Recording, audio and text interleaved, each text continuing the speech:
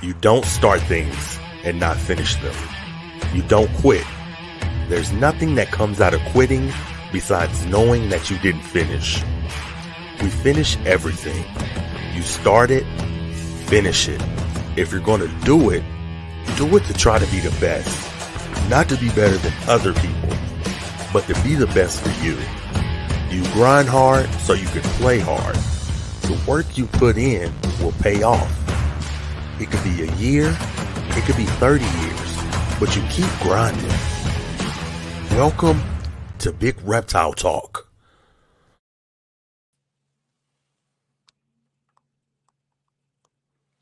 And welcome to the podcast. This is Big Reptile Talk. Super excited, man. Today we have a modern day superhero in the building. This man's life's work can potentially save so many lives. But before we talk to him, of course, we're going to give some shout outs. Much love to our channel sponsors. Please make sure you go check out Venomous Cages. Amazing cages if you own venomous reptiles. If you're going to keep venomous animals, please keep them the right way. Please make sure you go check out Ozzy Boyd's, one of the best ball python breeders out there. His animals are just incredible. Please make sure you go give him a follow. And of course, balls to you. Mr. Gavin himself produces some amazing animals. Please make sure you go give him some love. Again, this is Big Reptile Talk. We got to give all them some shout outs, man. Let's see who's in the chat, man. Let's see who the early birds are. What's up to Bulldog, man? Much love to you, man. Shout out to channel member Todd, man, the Angry Atrox. This is going to be fire. Todd, yes, it is. Shout out to Morbid Retics. We got Joe. Of course, that's Venom-Proof Cages. Shout out to the channel sponsor.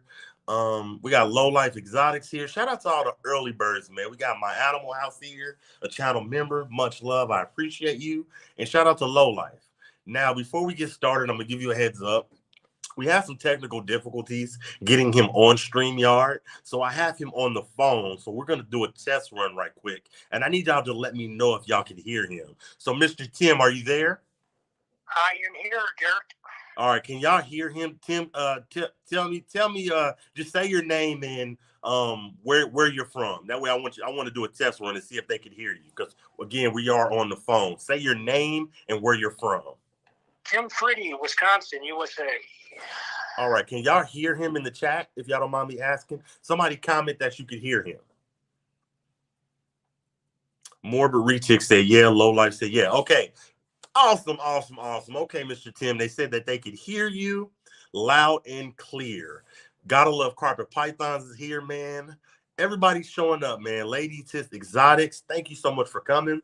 Again, we had technical difficulties, but we gonna do this podcast, man. Tim, how you doing today, man? I'm doing awesome. How are you doing? You know, I can't complain. I'm so excited to have you here. So I'm going to pick your brain and just get to know what you got going on, man. And of course, we're going to have those questions that are fillers before we get to the meat of the podcast. So, you know, first off, to start it, man, just why reptiles, man? What made you want to, dedicate your life to animals? Well, I didn't originally, but back in 1998 when I started milking scorpions and spiders, cobras and copperheads as well, I realized that people die from snakebite. And the question in science is why? How do you solve that? And I set out to answer that question. And that, not at first, actually, I was doing it for myself, but 125,000 people a year die from venomous snake bites. And how do you cure that? Number one is that. Number two is how do you make a human-based antivenom based on what I did, which is very hard to do. I thought about it at first, but I only have so much plasma, so I figured that wasn't going to work. But with the advent of synthetic biology, that all changed. And that's our current project right now, is making an antivenom that's based off my plasma. And that's basically what we've been working on for the last 4 years at the lab at Centimex. So that's... I love it. Yeah, originally it was just it's a hobby. I wasn't really that into it. Raising a family, working was something that really wasn't on my mind until I really, really got into it. And I just reached out to doctors, scientists around the world for over 2 decades, and just what can I do to? I knew I was beating the bites, and that's why I was bitten. But how do you take that? That to the next level. That's tough to do. Right. Now I gotta ask this, man. You have so much knowledge when it comes to venom. So I want to know, like, who is your mentor? Who kind of mentored you when it came to the venomous snakes? Bill Haas, first injection, 1948, K Cobra venom. Number 1, Ray Hunter. Number 2 was a big person in my life, and number 3, Harold Murphy Jr. the third. Pretty much did the same thing I did, and we were doing it at the same time. And we kind of fed off each other. It's a pretty small group of people that do it, so there's no books on it, how to beat snake bite. You just have to feed off other people, do it yourself, take notes, take pictures, and that was pretty much it. I mean, obviously, I have other heroes in science, but directly speaking, those are probably the big 3 easy. Hold on. Now I want to rewind that. You said you were first bit when? First bite was 2001. Okay, so your mentors were amazing. Now let's talk about the first bite. Your first bite was in 2001. Now, before we talk about that, we're gonna talk about that. But I want y'all to understand what this man does, and I'm gonna show a picture real quick. I'm going to show a picture, and I'm going to read this article. Not read the article, but I'm going to read this title. This is an article from an independent news source, and it says, this man makes deadly snakes bite him 160 times in hunt for a human antidote. That is insane, man. I'm just so intrigued. Now, you said your first bite was in 2001. And what was that snake, if you don't mind me asking? It was actually 2 snakes. It was 2 cobras, a monocle cobra and Egyptian cobra. And it was actually a horrible disaster. I totally screwed it up. A good friend of mine was killed in a car accident. I didn't have my head around the whole thing. I was barely like 6 months into it. And I wasn't there. And after that, after 6 months, I was basically just going to retire from it. And until I pulled my head out of my ass and figured out, what am I doing? Why am I doing it? Just had to reformulate everything. And that's what I did. And I just reformulated. Took better notes. I started taking really good notes in 2001 with photographs. Reached out to scientists, Dr. Anthony Tu, Dr. Finlay Russell, and just constantly reaching out. What can I do better? What needs to be done to save these people's lives that die all over the world? And that was the first and last time I've ever used antivenom. And the funny thing is, now we're making an antivenom with my blood as we speak. That is insane, man. But let's stay on the first bite. I want to stay right now. I want to stay on this topic. The first bite was, you said 2 cobras, and it went. No.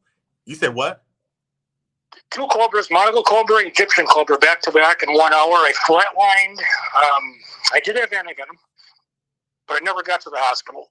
I ended up in the hospital, had to use the zoo's antivenom, which is a huge mistake on my part. Number 1 big no-no on the planet. And flatlined. I couldn't breathe. That's what the toxin do to you. It just completely shuts you down. You can't breathe.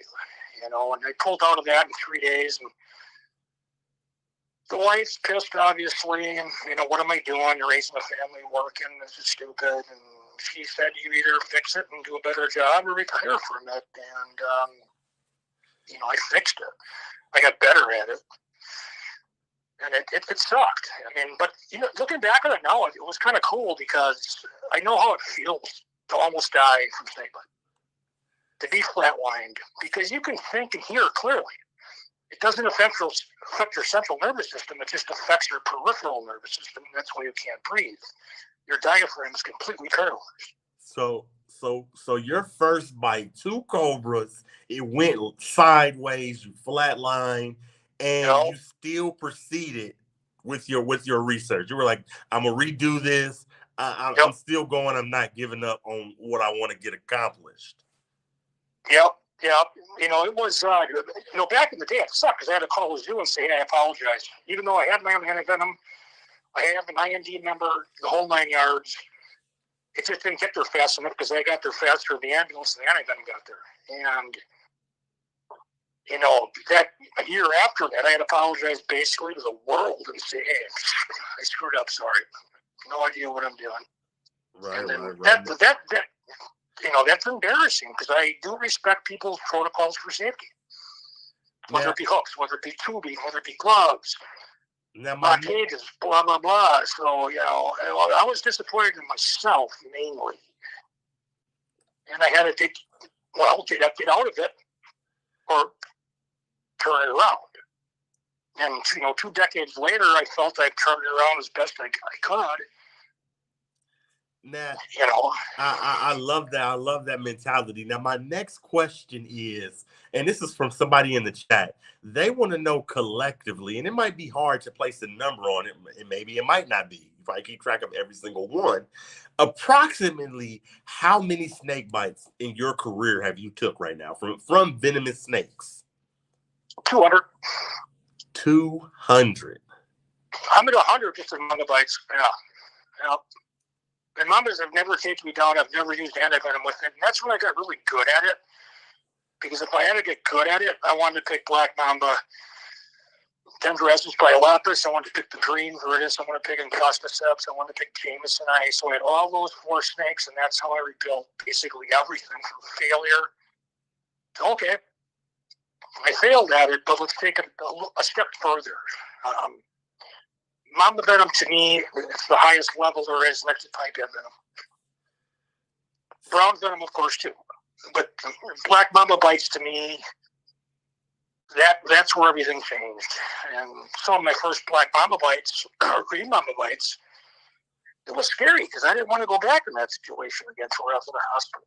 And I had to really weigh venom out, dry venom out, measure it out, calculate it for 0.001 milligrams to 6 milligrams in 4 months. And I calculated, I weighed it out, and methodically did it as best I could do. And to this day, it's pretty much still my protocol. And if it wasn't for that big disaster, I probably never would have went that direction. I just didn't have a reason to. But and then after that, I'm like, could I throw Typan in there too at the same time? And I did that too. And I went back to those 2 bites where I almost died. And I had to revisit that area in my head to where, can I take a bite from a black and a Taipan, 2 minutes back to back? Filmed it, did it. Not to be arrogant. I just wanted to prove that, yeah, this works. And I had to revisit that, go back to that, and make that work. And I've done that on multiple occasions. That is incredible. This man said he took just 100 bites alone from mambas and has lived to tell the tale. That is insane. Now, I want to talk about, and we're going to come back to the bites. We're going to come back to that because I'm so intrigued. And, we definitely got to get a round 2. I need you back for round 2. We're going to have to figure out how to get StreamYard working because I need you on here. I need a round 2. Now, I want to talk about, your job right now, if you're allowed to. I don't know if you're allowed to, but I want to talk about Sentivax. What do you do at Sentivax? What is your mission? What are you trying to get accomplished with them? Good question. I'm wearing my Sentivax shirt because I thought I was going to film, but I failed that one. But my mission with that is to build. Okay, there's 2 big things when people die from snake bite and how to map that out. And I'm looking at my poster board. The 2 things are neuromuscular junction, peripheral nervous system, number 1. Number 2, hemostasis, the way blood clots. And what we did when we built this is, how do you build an antivenom and how do you map that out? How do you pick it with neuromuscular junction? And that's my job as Venomous. How do you pick it with hemostasis? From platelets, the whole blood clotting cascade, the fibrinogen to fibrin, fibrins and mesh of the platelets, and snake venom actually is involved in all that in those two areas. So that's my job. As I look at my map now, I'm looking at 10 neurotoxins. And the way we built this is, how do you pick which neurotoxins you're going to use? Goes back to LD50. And we started with nicotinic, long, IG antibodies, IgG, 80% of your antibodies. What's the next thing you're going to do? You want to pop up presynaptic, motor neuron. That's PLA2, the most venomous fractions on the planet. Textilotoxin and typoxin, 0.001 and 0.002. That's what we want to focus on. That's where you need the antibodies. So my job for Cenovax is to map that out with the clone antibodies they got for me, because those are the snakes that I've used. And that's why I mapped out the vaccine the same way we're mapping out the antivenom. So we're pretty much halfway done with the project as we speak, 4 years later. We have what's called the D9 antibody. That's an antibody that neutralizes the nicotinic long toxins. We still have to work in the short. Our next goal is to go into PLA2, which has tremendous multifunctionality. It's not just neurotoxins, it's a lot of other things. So we're just trying to pick apart as best we can. How do you do that? And the great news is, we use that D9 antibody in vivo studies. We did it in vitro. That's why it's called D9. That's how it maps out in the grid. It's like I sunk your battleship. So D9 means you have that awesome antibody to long nicotinic. That's what that means. So we figured out the maximum lethal dose in mice to kill them. They all died, obviously. And sure as shit, we added the D9 antibody to it, just D9. And all the mice survived, just by that D9 antibody. In Cape Cobra, Mono Cobra, Coastal Taipan, and Dendroespis polylepis black mamba, all survived just on that one antibody. That's a trip. That's a trip. That is insane. And Joe, what's in your backyard? He said you were on some next level stuff. He said that is insane that you're trying to create a vaccine for venomous bites. Well, we're trying to do two things. I mean, if you think about it, we want to do the human antivenom. That's what we're buried in 4 years. And that's necessary to have on the shelf, because let's get rid of this equine horse antivenom since Albert Calmetti. Great stuff, don't get me wrong. Both biotechnology and what we can do to actually change the subfamilies of antibodies and maybe the amino acids as well, that was our goal. You know, they couldn't do that 120 years ago. You know, it's great, it's still there, but we needed a better antivenom on the shelf. Number two. Number one, if you have a vaccine that's built in me, you don't even need the antivenom. Have the vaccine, don't need the antivenom. Don't do the vaccine. Well, now we have a better antivenom that can be lyophilized, used in the field. It's more stable. And the risk of IgE anaphylactic shock is greatly reduced because it's not a foreign protein. It's based on the human. So if you think about it that way, those things should be on the shelf. We're working on one. The other one's tough. I mean, you know, we're dealing with the old world. We're dealing with people that, you know, it's tough. You know, tribal people at middle of nowhere, sleeping on the ground, bad communication. So those are some of the basic things that need to be addressed. Before you can even get to the product, you need to have boots on if you're outside. You need to have a car that can drive you there. You need a cell phone that works. So those are some of the basic features that have to be put in place before you can even get to an awesome antivenom, which this will be.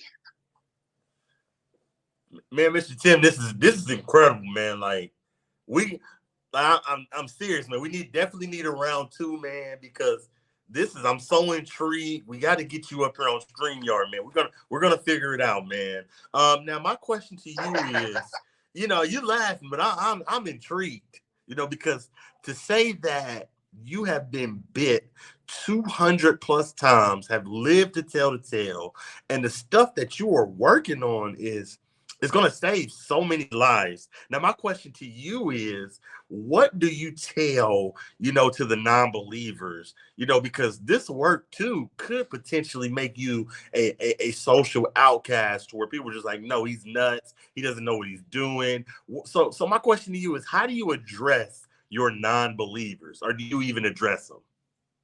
I address them easily. Bring me your black mamba, I'll get bit and shut the fuck up. And that's what I've always done. I got to the point where I got so brutal with it, and that's why I've had so many bites, is because so many people have told me, you can't get bit by a black. You can't get bit by a taipan. You can't get bit by a cobra. You can't get bit by a rattlesnake. I've done all that. So you're wrong. Number two, the scientific community is never going to take me seriously. Again, wrong. That's why we have these antibodies. That's why I work for Sinovax. I work for antibody engineers. These cats are PhD, master's degree students from Stanford, Harvard, Yale. Smart as they come. That's why we have these antibodies. Right. If we didn't, if that wasn't the case, well, number one, I'd be dead. Number two, there's no company that would even talk to me. But those things have all been solved. It's not 100% solved, because 125,000 people a year still die, but the foundation's been laid properly as best that I can do it. So the naysayers, to me, at first, really got to me. And I kind of second-guessed myself, like, dude, I've been studied 6 times in labs. And that's because of persistence on my end, not just with injections and bites, but talking to people, giving people my blood. What's going on? Am I immune or not? What are my titer levels? How much IgG do I have? Well, a lot. I have twice as much IgG antibodies that are specific to venom that a normal person has in their blood. That's studied 2003, Dr. Kagan, Dr. Muthiah. The second time I was studied. So that's when I knew that, okay, it works. Number one, I just got bit. Number two, a lab said it did. But the study with that was complete crap. It was just an abstract, some cool graphs, but nothing hardcore. Now, this particular publication, which hopefully comes out in Nature in maybe a month, it's going to be off the charts. And that really solidifies everything I've ever done with it. Not just proving it, but putting effort to take it into the lab, take it to scientists, and make a difference with it. The first time anti-venom has been changed in over 120 years. That's huge. We need to get rid of that. And we're on the right path for that. 100% the right path. This is mind-blowing, man. Now, I got a question from one of the viewers, one of the channel sponsors. He wants to know, what or how can Venomous Keepers help you with your mission? How can they help me? Don't get bit. Don't die. As far as how they can help me, I mean, my mission's done. Not done, but it's done as far as I can take it. I guess if they support me,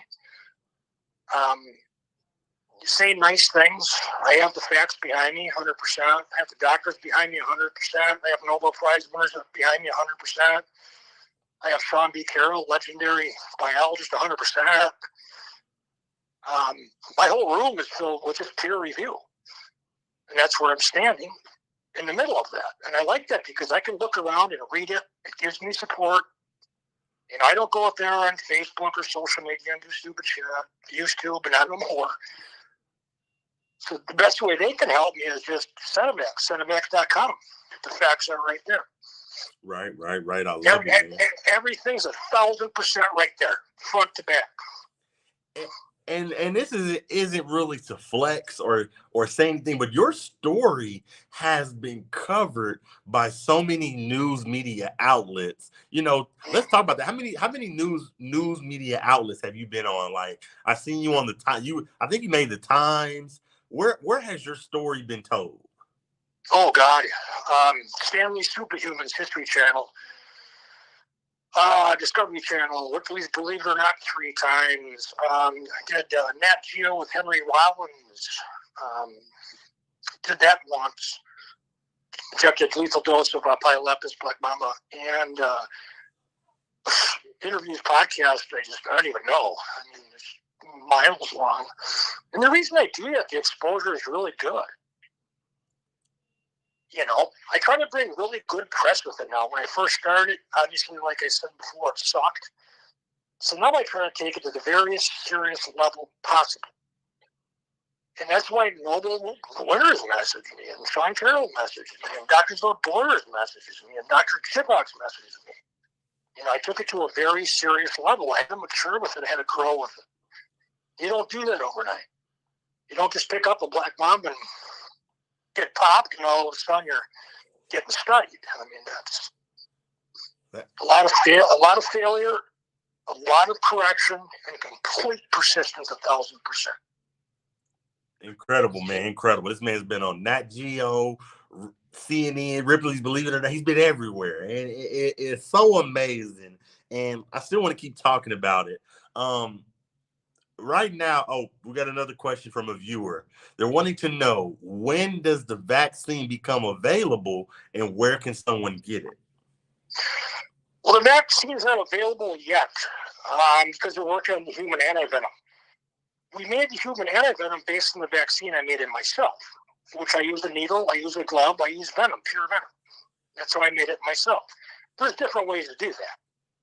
There's DNA vaccines, there's toxoids, which they did twice in Japan. So there's no vaccine yet. We're going to do the human antivenom, see how that turns out. And in the future, hopefully there's going to be a vaccine. Because with a vaccine, you don't need antivenom, and that was my goal. If I could become immune and do my booster shots with black mamba, green mamba, cobras, rattlesnakes, taipan, whatever, you don't need antivenom. You cut it completely out of the picture because you're immune to it. But the antivenom comes from the vaccine because they take my antibodies, IgG, they clone those into the billions, literally billions. The lab has a library with my antibodies in it. And that's where they find the antibodies, and they do in vitro work to find the hottest ones there are, like the D9 antibody I discussed. That's how they pulled D9 out. One part of the puzzle. Next part of the puzzle, the short one, nicotinic. Next part of the puzzle, PLA2. And then after that, we have to jump to metalloproteinase and serine protease. And my job is to figure out how we're going to get those antibodies. And it's the same way I made the vaccine in my own body. There's 4 major families of venom. 3 finger toxins, PLA2, metalloproteinase, and serine protease. You only got to think of 4 things. That's snake venom. There's secondary ones as well. But we're trying to start at the top and knock that stuff off. And you also have to understand, you don't need antibodies to everything in venom. A lot of those things are not toxic to mammals, or they're synergistic. They work together to make the whole venom stronger. Mamba's a great example. So we're just trying to pick those antibodies out that kill you. And that's why D9, only one antibody, can save these mice. It's knocking out the hardest things. The rest of it, secondary, no big deal. Minus Kunis peptides, which are Denver toxins from mambas. And that's the weird thing, too, because they're not that toxic. They're only 30 and 38 milligrams a kilogram, LD50. That's nothing compared to shorts and PLA2s, which are 0.08, 0.09, 0.011, 0.02, Typoxin. And if you knock that out, the rest of it doesn't matter, so you don't need antibodies. That's why those mice survived, because of that one powerful antibody. The other ones just weren't strong enough to knock those mice out. So we're trying to just knock out, where do we need antibodies in this big schematic? And that's what the lab works on with this project. And my job is to figure out, where do you need antibodies? Well, it's obvious. You want to go to LD50s, milligrams a kilogram, without getting into intraperitoneal or subcutaneous or IV. Just those basic numbers. That's why PLA2 is number 1. That's why the short and longs are number 2. And you want those antibodies, because without that stuff's still going to die. So we need that protection. Yeah. But that's just half the puzzle. The other puzzle, if you look at a schematic on the way blood clots, it's a big nut to crack. It's very difficult. It's very complicated. Not just understand it, but once you understand how blood clots, that's the point of blood. If you get hurt or injured, you need it to clot so you don't die. Now, in almost every phase of that, snake venom comes into play to activate or to deactivate all those proteins. So that's really the heart and soul of the whole project. It's complicated stuff, but personally, I think it's really cool. Mr. Tim, like, your work is insane. Like, I don't think people understand that if you're successful, people won't need anti-venom anymore. They'll be able to get a shot, get the vaccine, and be immune to snake bites. Yep. That's been my goal since day one, and that's why I did it. That is crazy, man. I think you can do 1 or 2 shots a year. I did that when I did an Outside Magazine interview. I waited a whole year on Naya annulata, LD50.14, the hottest cobra there is next to Philippinensis. And I waited a whole year on purpose to see if I could do 1 shot, because I've always wanted to know if I could just do 1 shot. I was shooting up every week, every 2 weeks. And I'm like, this is a waste of a needle. It's a waste of venom.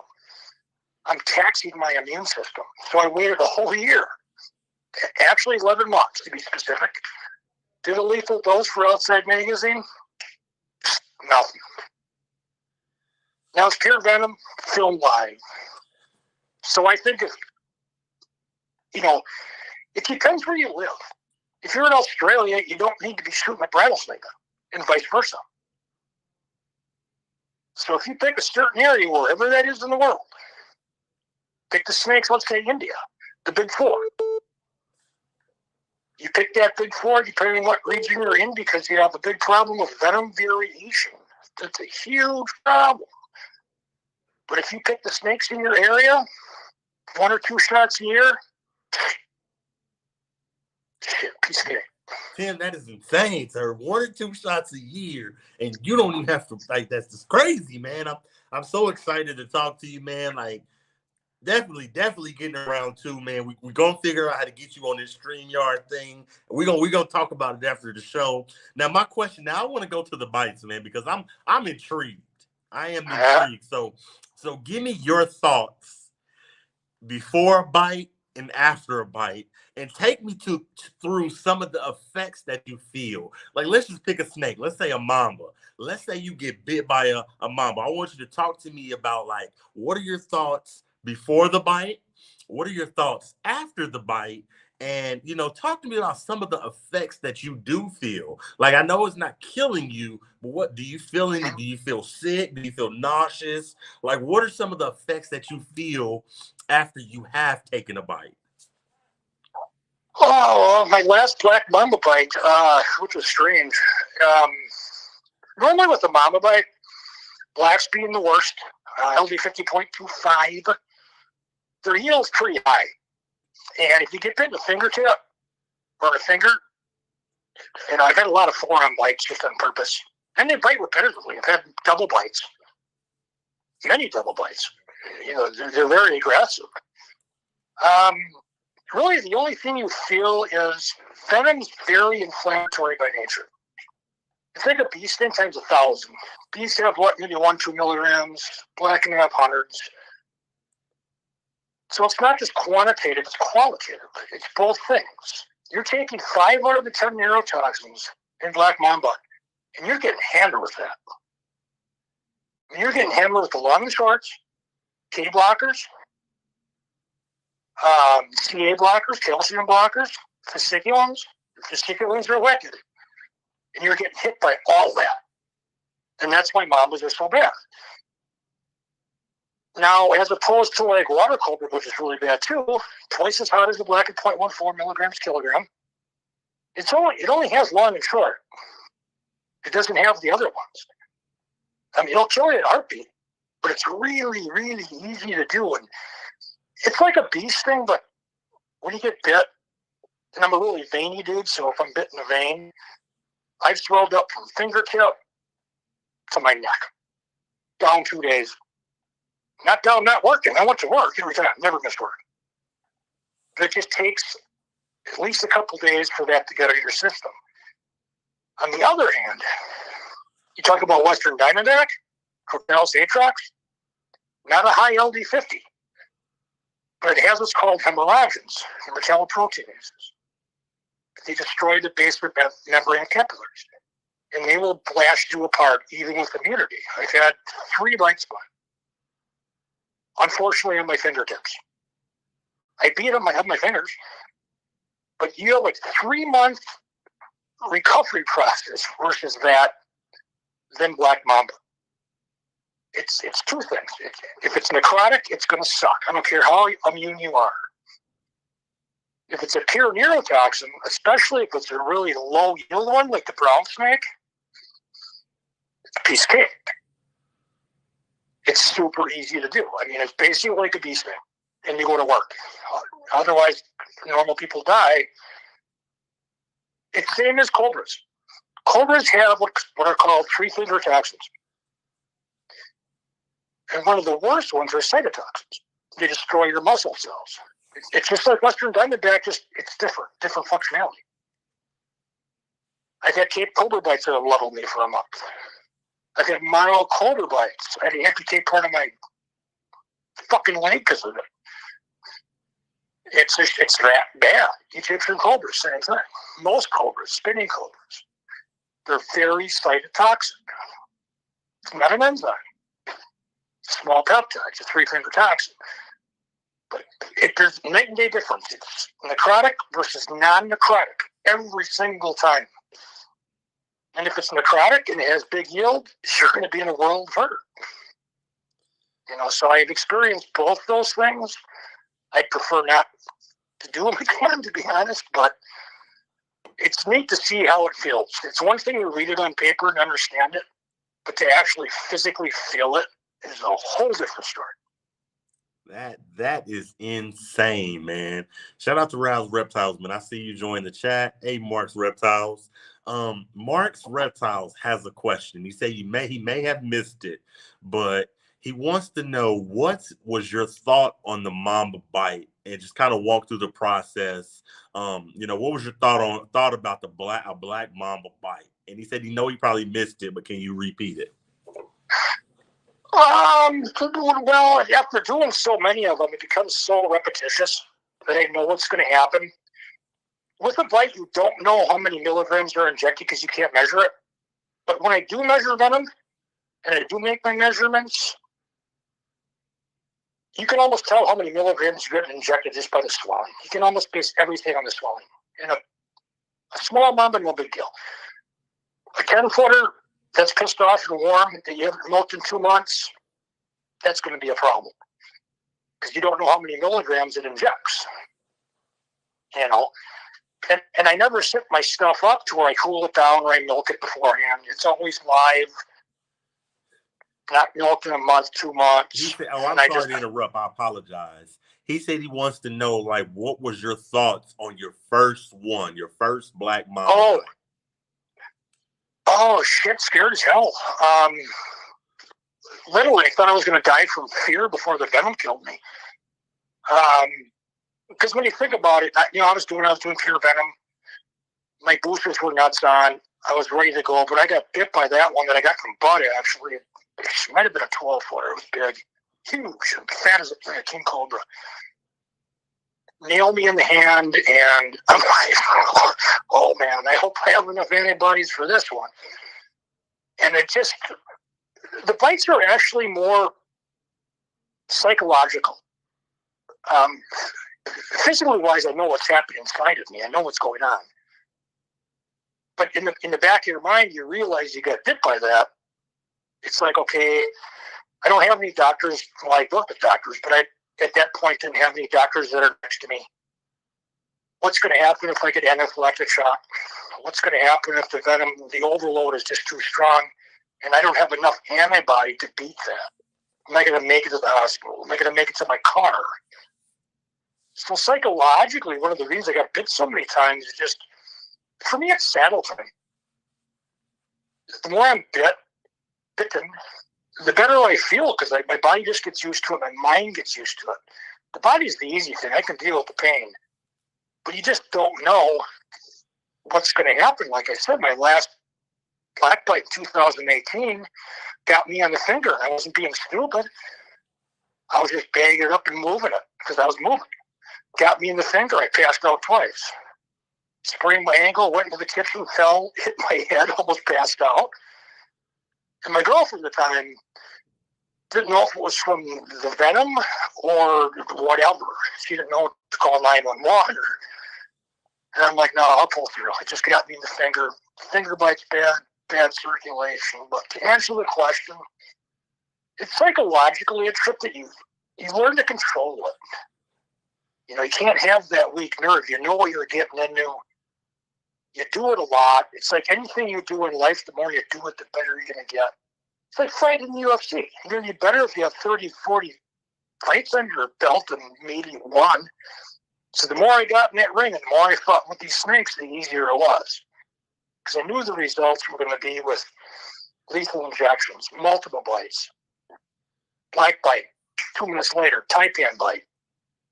And when you get to that level, everything just neutralizes in your brain. You just calm down, you regroup, you focus on, you look back on your notes, what worked, what didn't work. And that's the reason I did that. Because when you get to that level, then one bite's not bad. If you can take two, sure as shit, that for me at least, I'm not saying go out there and do that, but it really grounded me. You know, it kept my mind solid. 100%. Right. Now, I when I researched your story, I didn't understand. I didn't understand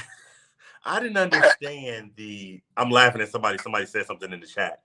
I didn't understand the meaning. I won't say I didn't understand the meaning. I'll say I didn't truly understand the meaning of dedication until I seen a quote in a news article. And I'm going to ask you, did you actually say this? Because they say you quoted it, but you know, news articles be lying. News stories say whatever they want. Mm-hmm. So I'm going to read you this quote. And I want to know, because I was like, shit, this is dedication. The quote was, I'm going to keep doing what I'm doing until the day I die. No. Let me finish. The day I die. You know exactly what I'm going to say. The quote that they quoted was, I'm going to keep doing what I'm doing until I find a vaccine or die. Did you truly say that? Yep. That's dedication. Yeah. And for the people that are not immune to snakebite, that it might sound weird, like I'm lazy with what I do as far as protocols go. I've tubed, I've hooked, I do all my own medication, from flagyl to panicure to you name it, and I understand those people, and that's fine. Enjoy your snakes in safety. I don't have a problem with that. I love that. But for me, that wasn't going to solve the problem on how people die from snakebite. So I had to experience snakebite on my own. I had to become the human guinea pig so I could understand it better. And I could take that information and translate it out to the world as best I can, whether it be through film or labs for things that are serious. So I have no beef with those people. I mean, I think it's great. Have awesome snakes that are dangerous. Have anti-venom.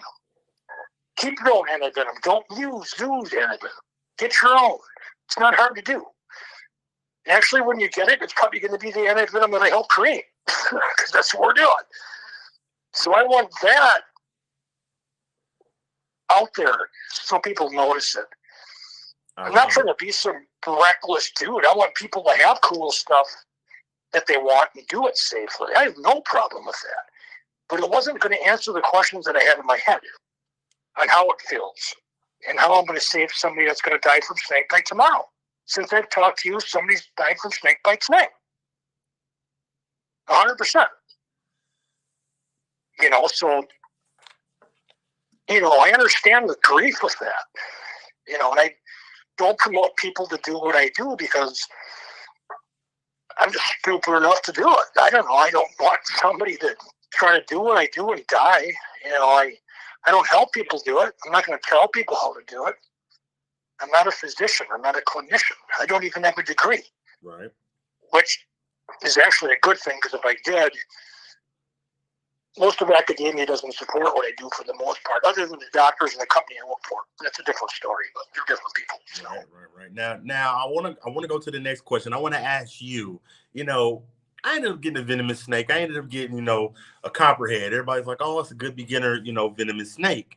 And, my wife really didn't want me to get it. And I kind of quelled her fears with, I let her know, I'm like, hey, just because you get bit, you're not necessarily going to die. Our doctors are just amazing. They've seen copperhead bites. It won't necessarily kill me. It just be a lot of pain. It'll be something that you wish you didn't get bit by. And I'm telling you that to lead into the next question of, I want you to tell people, what do you think when it comes to venomous snakes, the biggest myth or misconception is? Mine is, I would think people think, oh, instantly if you get bit, you're going to die. That's not true. That's a myth. That's a misconception.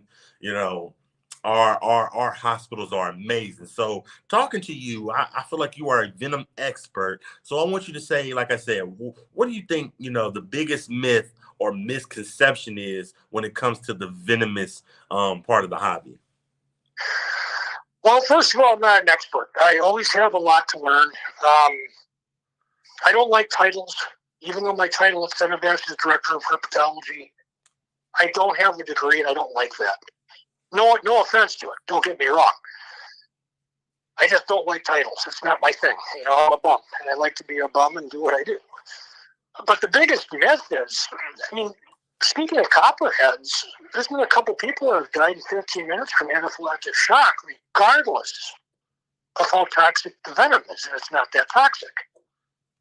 But IgE, anaphylactic shock, and by the way, I'm allergic and immune at the same time. That's a long story. Anaphylactic shock can kill you before the venom actually kills you, and it's happening. You have a bad antibody. It's called IgE on your 5. And that can actually bind to mast cells and basophils, release histamine and kill you from anaphylactic shock before the venom does, even though it's not a hot venom. It's very weak. So everybody's physiology is different with it. Some people can blow off a copperhead bite, no big deal. Some people can maybe die from it. Just like insect stings, bee stings, wasp stings, fire ants. It's the same principle, I think one of the biggest misses, how do you learn to handle really dangerous snakes like mambas, forest cobras, really crazy western diamondbacks, which I can't stand. I love them, but Jesus. Is to handle snakes that are not venomous and get used to their speed. Whether it be a racer, whether it be a coach whip, whether it be whatever you want that's aggressive. Because, and people disagree with me on this, but I'm like, all right, medicate that snake, take care of it. If it bites you, if it's a black mamba, you're dead. And I see a lot of people handle these snakes, and they do get bit by them. Now, if it's a black, you get about 15, 20 minutes, maybe an hour, give or take, depending on the venom injected. So people say you're not going to get used to handling venomous snakes unless you have like black mamba and certain cobras. Well, I disagree with that because I started out with liar's fangs, rear fangs, pistol with the temptation. I started out with that bigger than crap because I felt that if I can't handle that and I get bit by that, how am I going to get a black and survive that bite before I was a meat? And I think a lot of people say, no, you have to go right into a black mamba. I don't. Absolutely not. You know, get used to their reaction time, get used to their speed, get used to tubing, get used to using hooks, get used to being safe, get used to medicating stuff that's not going to kill you, because if you can't do that, sure as shit, you're not going to do that with a 10-foot black mamba.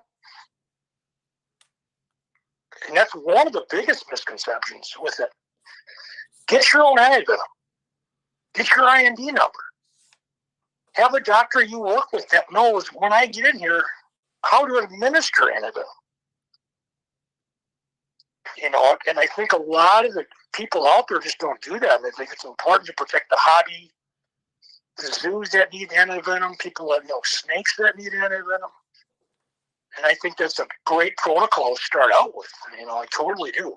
Back in the day, I wasn't so much for it. I didn't know what I was doing, but looking back on it now, it's a simple formula. I'm not saying you have to have a black mamba. I just use that as a very strong example. I love it. I love it, man. Now these next couple questions are for me, man. You have given us really just an amazing hour of knowledge. And I'm hoping that you'll definitely will give me a round two. And if we got to get you on StreamYard, we got to figure that out. So we're gonna video chat and we're gonna figure out how to get you on StreamYard. Now this question is for me. It's just for fun, man. I think that your life is insane. You know, you have an amazing life. So let's say I was going to make a movie and it was to be about Tim Friede. Who's going to play you, the human antidote maker in the movie? Who's playing you? Any actor in the world? Two things. Number one, we're making a movie on it for Netflix. I'm a year and a half into the project. I fly to San Francisco next month to go to the lab, San Francisco and Cinemax. I'm working with a beautiful film crew that did excellent stuff for Netflix. Clarissa Shields, the Olympic boxer, Paradise, Flint, Michigan stuff. Beautiful production crew. We start that again next month.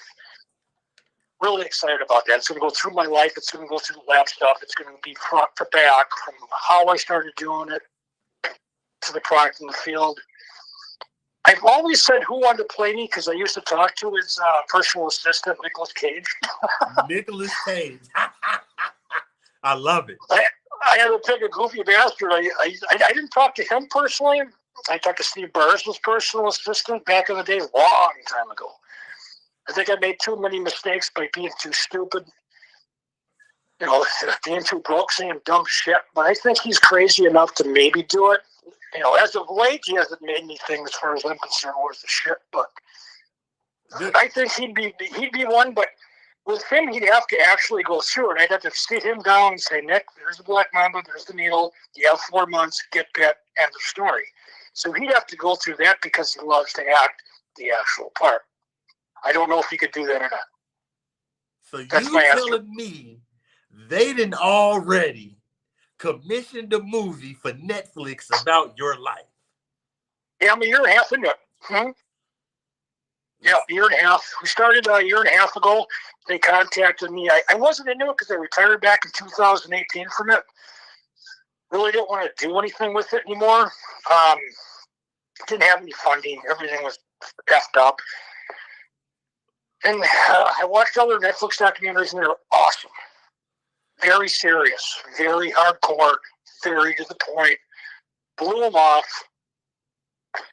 And then when I talked to Cinemax in the lab, I thought it was a good decision to do it for the lab, and not just for the antivenom cause, but for all the other things the lab, are doing, COVID, HIV, you name it. And they just talked to me yesterday, and they're sticking with it. And we start filming again March 23rd. We did 2 days in the lab filming, just lab work, no bites.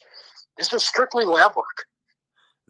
That's insane, man. I love it. Shout out to Yep. Joe, one of my channel sponsors. He said he's in the process of getting his IND. It's going to be a long process, but it's the only responsible way to keep venomous. And he wants to know any tips on the process. I'm guessing like to speed it up or anything.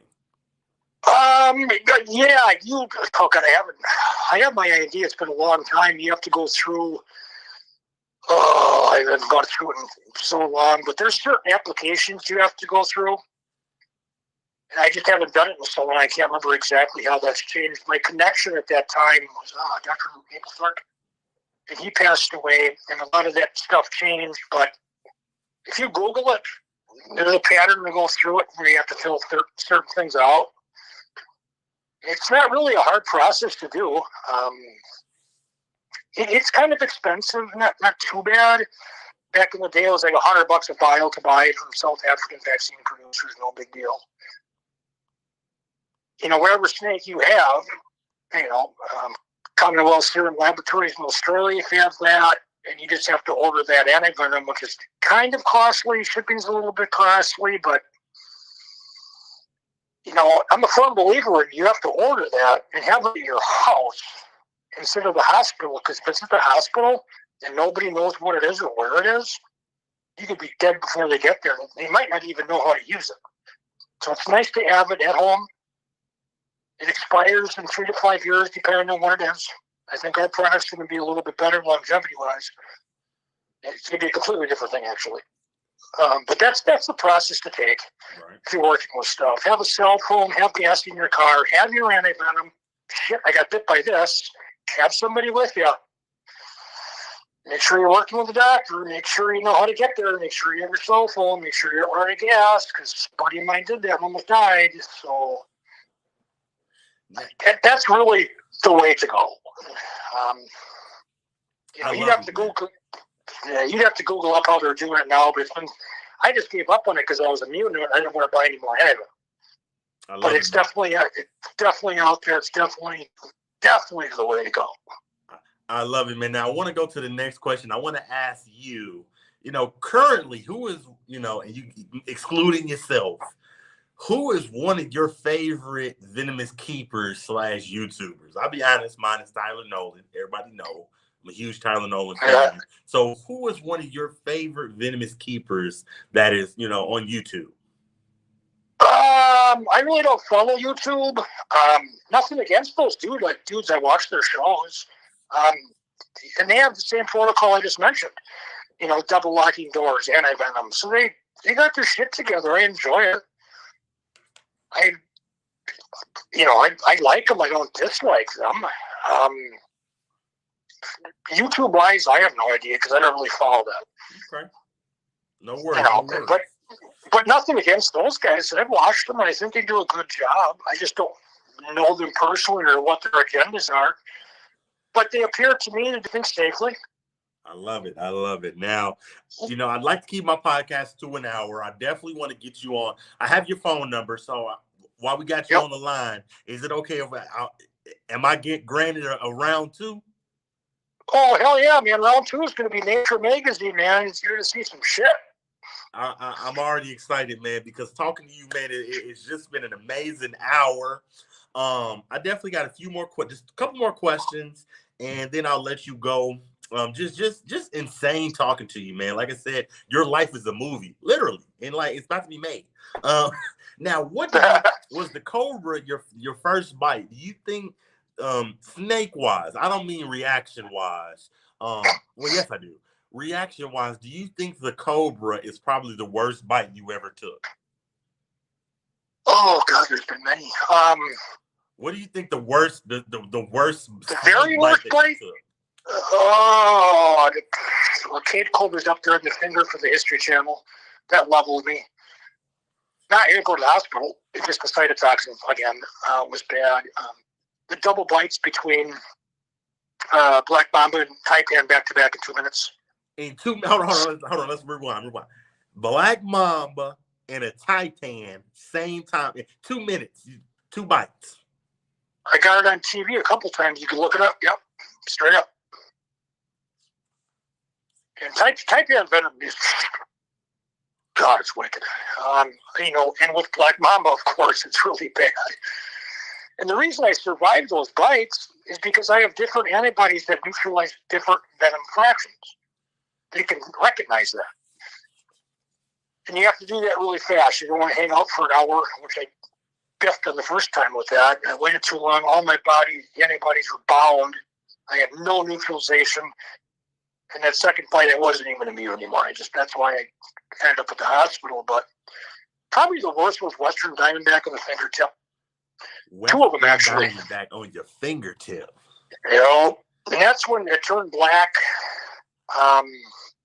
I thought I was going to lose my finger for sure. I had to go to the doctor. We were either going to amputate it. But I'm like, no way, man. I knew I could beat it because I saw a little bit of pinkness in my fingertip going up. I knew I had circulation. I knew I was immune because I was doing pure venom with it.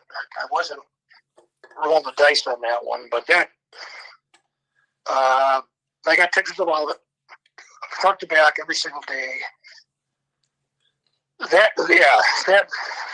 probably the worst was my Keuthia, NatTu injection in my leg. I wanted to prove I could beat the neurotoxins. More importantly, I wanted to know if I could beat the cytotoxins. Like we discussed, the 3 finger toxins, which that's why people lose fingers, arms, legs from cobras. Sure enough, I beat it, but man, I was down for 2 months, and I lost 40 pounds. I couldn't go to the bathroom, shit my pants in bed, pissing in bed in the middle of summer, flies all over me. True story. That's in my book. I documented every single second of that. And I have no scar. I have my leg. I didn't use anti-venom, and that was my plight. And that was a big turning point for me to take something that extreme.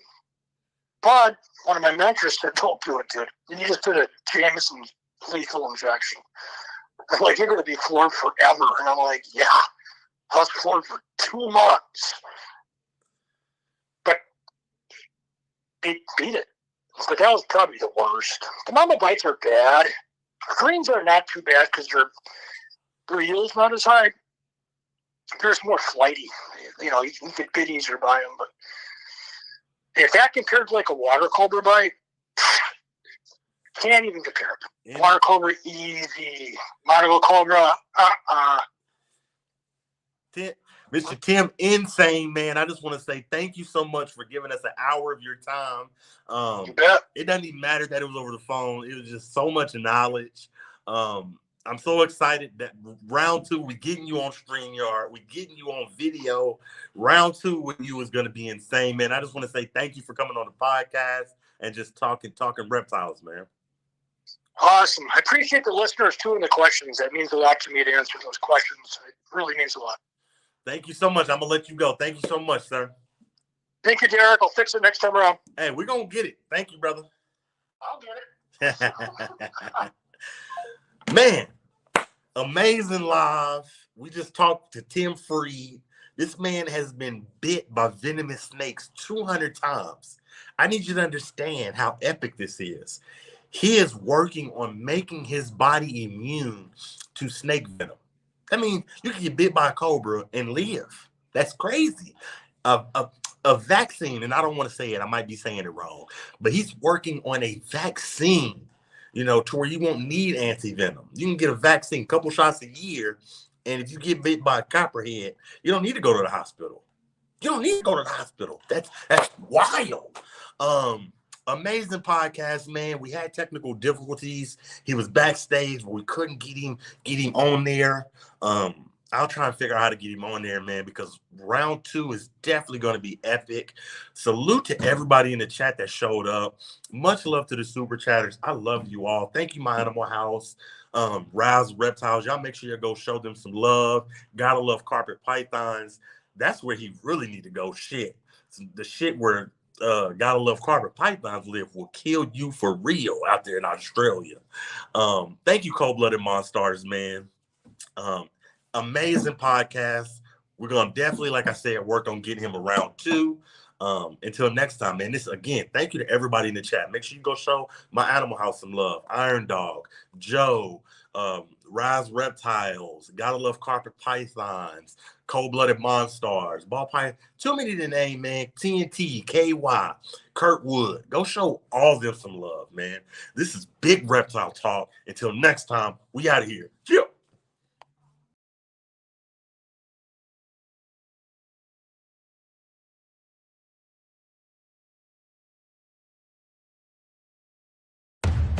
You don't start things and not finish them.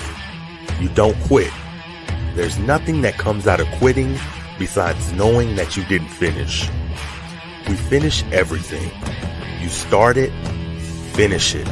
If you're going to do it to try to be the best. Not to be better than other people, but to be the best for you. You grind hard so you can play hard. The work you put in will pay off. It could be a year, it could be 30 years, but you keep grinding. Welcome to Big Reptile Talk.